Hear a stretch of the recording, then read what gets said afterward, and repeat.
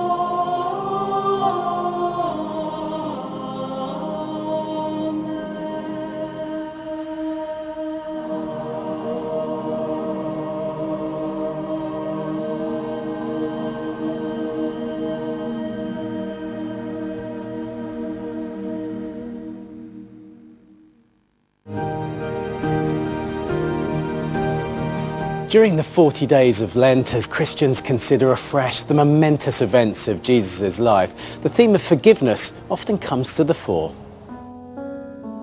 In 2005, 15-year-old Charlotte Polius was at a birthday party at a friend's house in London when she was stabbed by 18-year-old Beatrice Martins-Paez. Charlotte had been mistaken for someone else. Her mum, Mary Foley, has spoken in public about the effect her teenage daughter's death had on so many people. She wasn't in a gang. She was studying her GCSEs. She was a normal 15-year-old teenager. And it was devastating for myself, my family, my community, Charlotte's school. Everybody was affected by it. In 2006, Beatrice was jailed for life for the murder of Charlotte. 13 years on, Mary still misses being with her daughter. I sometimes think what kind of young woman she would have grown up to be, what job she would have been. Would she be married? Would she have had a baby? Oh, I tend to think she's with you, Lord. She's with you. Very soon after Charlotte's death, Mary began her journey of forgiveness. At that point, I just had to grab hold of God and say, you are real, and I need you now more than any time in my life. And that's when my faith really kicked in.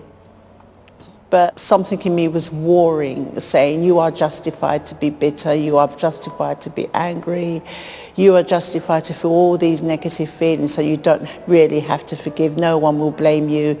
Everybody will accept the way you are. I remember sitting on my bed And I said, please, God, please, I just really want to forgive this person for what they've done. And I just felt that I came to that moment, I'm going to forgive them. So it was a choice. I said, God, I choose to forgive this person. It hurt so much. And I struggled with it.